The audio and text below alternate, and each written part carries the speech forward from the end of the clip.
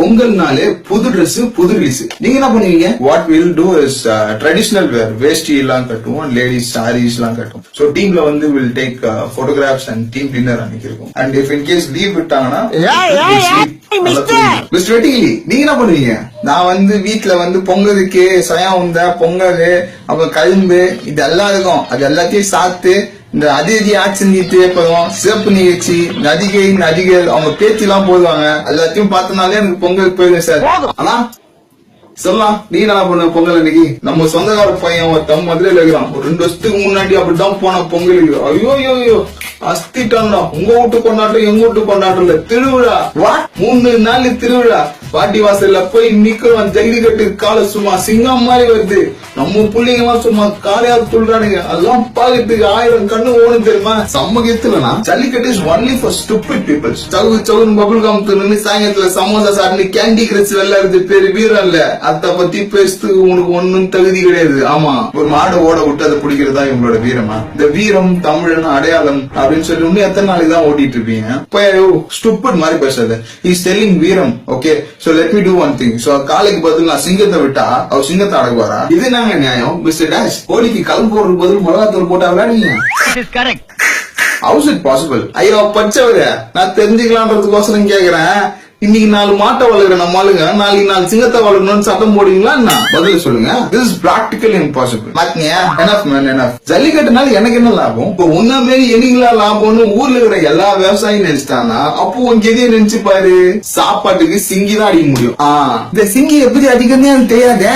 Google பண்ணி பாருங்க bro, தெரியும். Stop this nonsense. Okay, morning ஆச்சுன்னா எங்களுக்கு பாக்கெட் பால் எனக்கும் சரி என்னோட ஃபேமிலிக்கும் சரி எல்லாத்துக்குமே கிடைக்குது. See you all must understand. Jallikattu என் பிரச்சனை இல்லைங்க. மேட்டர் நம்ம குடிக்கிறோம்ல A1 டைப் பால். இது வந்து வெளிநாட்டுல இருந்து இறக்குமதி பண்ண கலப்பின மாடுகள் கிட்ட இருந்து எடுக்கிற பால். இதுல நிறைய தடை செய்யப்பட்ட கெமிக்கல்ஸும் கலந்துருக்காங்க. அது என்னதான் சார் கலக்குறாங்க? அதுல பால் வெள்ளையா இருக்கணும்ன்றதுக்காக யூரியா, அப்புறம் மைதா மாவு, ஜவ்வரிசி பவுடரு, அப்புறம் பெயிண்ட் இல்ல ஒயிட் பெயிண்ட் வெள்ளையா இருக்கணும்ன்றதுக்காக.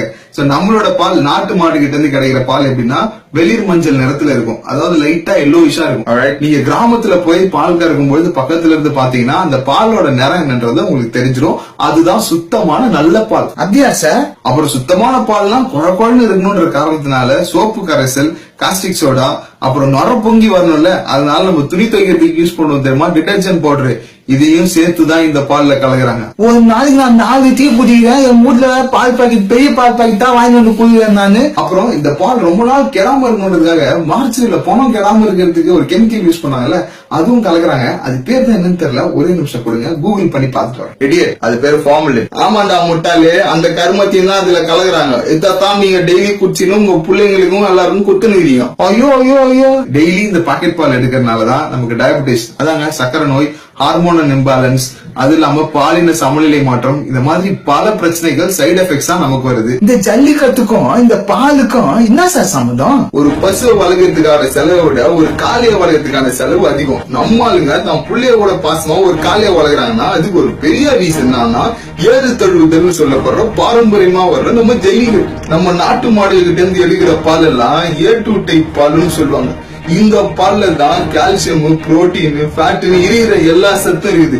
இந்த A1 பால்ல அவன் சொன்ன மாதிரி பூராவும் கெமிக்கல் தான் இருக்குது. இப்ப இந்த ஜல்லிக்கட்டை தடை பண்ணா நாட்டு மாடு ஏன்னா அழியும். இதுதான் சோறுன்னு வச்சிருக்கிற என் கிராமத்து மக்கள் அதுங்க வயிற்றுலையும் மண்ணெல்லி போடலாம். இது இல்லாம புதுசா இவங்க கலப்பின மாடுகளை இறக்குமதி பண்ணுவாங்க. இதனால நமக்கு நோய் இறக்குமதி ஆகும். நோய் இறக்குமதி ஆச்சுன்னா மறுபடியும் அதுக்கு மருந்து இறக்குமதி ஆகும். அவ்வளவுதான். செம்ம பிளான் சார் இது. உனக்கு சிம்பிளா புரிய வைக்கணும்னா உன் வீட்டுக்குள்ளேயே பூந்து உன்கிட்ட எல்லாத்தையும் நான் சுட்டின்னு செவில் மல்லியா ஒண்ணு வச்சேன்னா எப்படி இருக்கும்? அதுதான் இவங்க நமக்கு பண்றாங்க. நம்ம பிரச்சனை தான் சார். மிஸ்டர் டேஷ், இப்ப சொல்லுங்க, ஜல்லிக்கட்டு யார் பிரச்சனை? ஜல்லிக்கட்டு இட்ஸ் பேசிக்கலி அவர் ப்ராப்ளம். நம்ம பிரச்சனை தான். சிறப்பா சொன்னீங்க. எந்த மீடியாக்களும் எடுத்து உரைக்காத சமயத்திலும் சோசியல் மீடியாவுல நிறைய பேர் ஜல்லிக்கட்டு பத்தின போதிய அவேர்னஸ் நம்ம கொடுத்துட்டே இருக்காங்க. உதாரணத்துக்கு ஹிப்ஹாப் தமிழா, ஸ்மைல் சேட்டை போன்ற பல யூடியூப் சேனல்கள் அவங்களோட வீடியோஸ்ல ஜல்லிக்கட்டினோட இம்பார்ட்டன்ஸ் பத்தி நமக்கு சொல்லிட்டு இருக்காங்க. இது உங்க பிரச்சனையும் இல்ல, என் பிரச்சனையும் இல்ல, இது நம்ம பிரச்சனை. நாம இந்தியன்னு ரொம்ப பெருமையா சொல்லிக்கிறோம். பட் மத்த கண்ட்ரிஸ் எல்லாம் இந்தியாவை ஒரு பெரிய மார்க்கெட்டிங் பிளேஸா தான் பாக்குறாங்க. ஜல்லிக்கட்டு ஒரு விளையாட்டா மாட்டிட்டு இருக்குன்னு சொல்றதை விட உலக வர்த்தகத்துக்குள்ள மாட்டிட்டு இருக்குன்னு சொல்றதுதான் ரொம்பவே சரியா இருக்கும். தமிழன்றது ஒரு அடையாளத்தை தாண்டிய ஒரு உணர்வு. ஜல்லிக்கட்டும் அதே போலதான் ஒரு விளையாட்டை தாண்டிய ஒரு உணர்வு. உங்களோட சப்போர்ட்டை ஜல்லிக்கட்டுக்கு தெரிவிக்க இந்த வீடியோவை ஷேர் பண்ணும்போது #I support ஜல்லிக்கட்டு #WeWant ஜல்லிக்கட்டுன்னு மென்ஷன் பண்ணுங்க.